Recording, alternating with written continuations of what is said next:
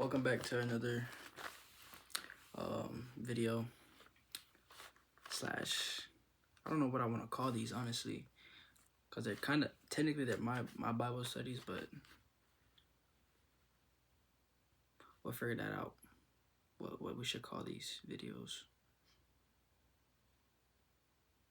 Anyways, today we did read about faithfulness in the Bible. To be specific, what I read about today, or what I read today was what I read today was Luke 16, the parable of the dishonest manager. I read Luke 16, 1 through 13. But the verse I'm specifically going over today is Luke 16, 10, 12. Let me go ahead and read that for you right now. I'm gonna read the whole thing and then I'm gonna break down each verse from 10 to 12. So what that says is, whoever is faithful in very little is also faithful in much. And how, let me reread that. Whoever is faithful in very little is also faithful in much, and whoever is unrighteous in very little is also unrighteous in much.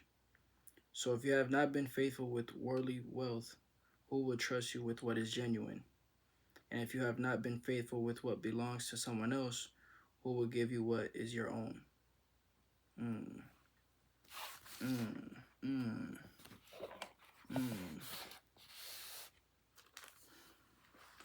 All right, so let's go ahead and break these down. So the first verse, which is verse 10, whoever is faithful in very little is also faithful in much, and whoever is unrighteous in very little is also unrighteous in much. And what I took from that was pretty much that God watches how we handle the little things. For example, our money, time, responsibilities, or even our words. So you got to be careful with what you say to anyone, even not even just to anyone, but in general, even if you're just talking to yourself. Watch what you say. Be careful with your words. Because if we are careless or selfish with the small stuff, what makes you think that God would be able to trust us with greater blessings? So if you can't take care of something small, why would you be giving something bigger or larger? Or if you can't be responsible with something small, why would you be responsible with something more than what you already can't handle? A lot of people may ask, how can we apply this to our life? So I wrote that down. One of the things I wrote was, what we can do is start appreciating God for what he has already given you. Faithfulness starts with contentment. For example, your job. Not a lot of people in this world have a job.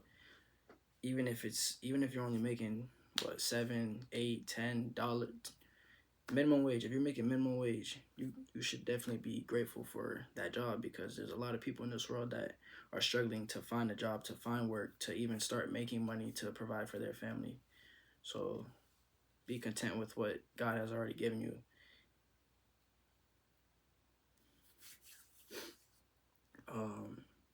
Your health, your talents, or even your struggles. So a lot of people may see struggles as something bad, that God put me through this, that, and that. Why would he do that? God has a reason for everything. So if he put you through a specific struggle or a specific setback or anything, there's a reason for that. He has certain things for certain people. So don't try to lose faith in don't lose faith in God when something bad happens.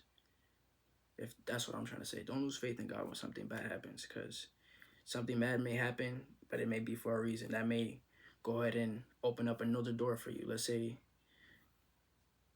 Lord forbid, you got in a car accident. It was your favorite car that you had. For example, me, I got my first car. I built it from the ground up, and boom, literally not even a month or two after I got it painted, I finished building it fully. I got it painted. Boom, I got rear-ended at a stoplight, and I was down. I'm not gonna lie, I was down. I was like, damn, my first car. I was just about to fully pay it off. Boom, boom, boom. And I had no car for like 3 months, and I was like, dang, what car should I get? What am I gonna do? How am I gonna do this, that, and that? I went ahead and saved up a few, and I got a car. I got another car, and it's an even better car. It's certified pre-owned. It's newer. It's a newer year, so it's not like everything that bad happens is bad necessarily. You always can make a positive out of something that bad. You can always make something positive out of something bad. All right. Another thing I wrote is that God tests. Sometimes God tests our hearts, and you don't even know it. It could be something as little as you praying for someone. So God is always testing us, no matter what. We may not see it physically or mentally or think of it, but He's testing you. He's testing our hearts. You see a homeless person on the side of the road, you have a few dollars in your cup holder you know you're not going to use or probably spend on a coffee or something. You know the homeless man needs it more than that coffee that you're going to probably drink and then piss out. Versus that homeless man, he hasn't ate for 5 days. He could have used that $5 and got something to eat. That's just God testing our heart. If we're willing to go ahead and give that $5 to someone that's actually in need of it versus us going ahead and spending it on a $5 coffee that's not going to do anything for us, why not? The second verse is verse 11, and that says, so if you have not been faithful with worldly wealth, who would trust you with what is genuine? And what I took from that was that this verse is comparing earthly wealth to unrighteous wealth. And it's pretty much warning us that if we can't handle material resources, then why would we be trusted with the true riches, which is that spiritual wealth? For example, someone praying for a financial breakthrough, but they don't honor God with what they already have. So let's say, for example, they don't give or help others in needs. For example, what I was just saying with the coffee and the $5 to the homeless person. You know, why would you?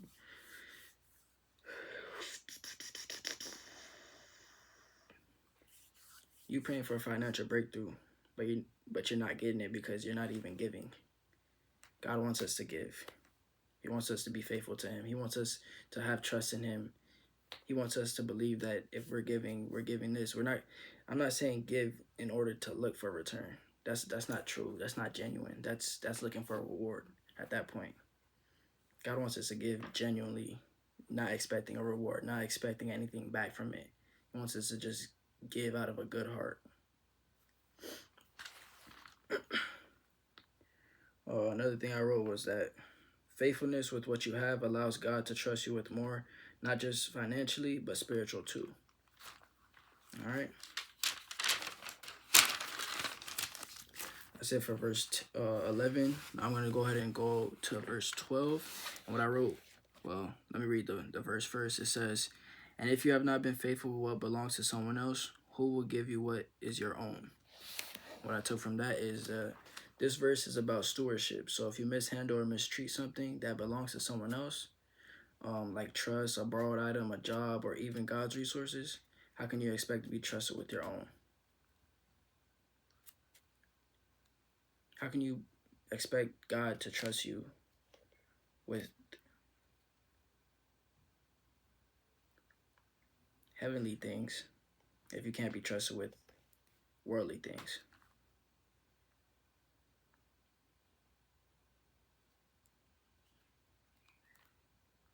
A lot may ask, why does God want us to have stewardship? I believe it's because it honors God when we take care of what He's already given us. It's showing Him that we respect Him. It's showing respect to Him when you go ahead and you appreciate and you honor what God has already given you versus you not. That's disrespecting Him at that point. I also believe that it builds character. Being responsible teaches us discipline, patience, and self-control. If God gave us everything we wanted up front, then it would start spiritual growth. So if that's like us having everything worldly that we desire as soon as we're born, we're not gonna even look to God. We're never gonna. A lot of people start looking to God for when they're at their lowest. So if they're at their highest when they're first born, they're not gonna look for God at all, which is not what He wants. So that's why He doesn't give us everything we want as soon as we're born. He gives us stuff that we are what's needed. He gives us what we need when we're born. He doesn't give us everything we want.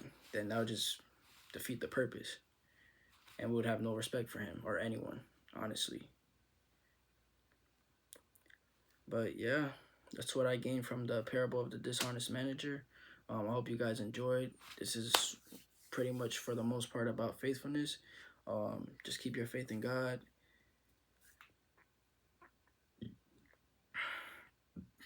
Excuse me. Always be faithful. Always be content with what He's already given you. Don't ever not be content. Always be content and be genuine. Be genuine with a kind heart. Give out of your genuine heart. Don't give out of looking for a reward, or don't give out of looking for likes, or there's a lot of people that go on social media, oh, recording, oh, look at me giving a homeless person. That's not genuine. All right. So God bless you guys all. Stay faithful in God and continue to study. All right. I'm going to do the same. Out.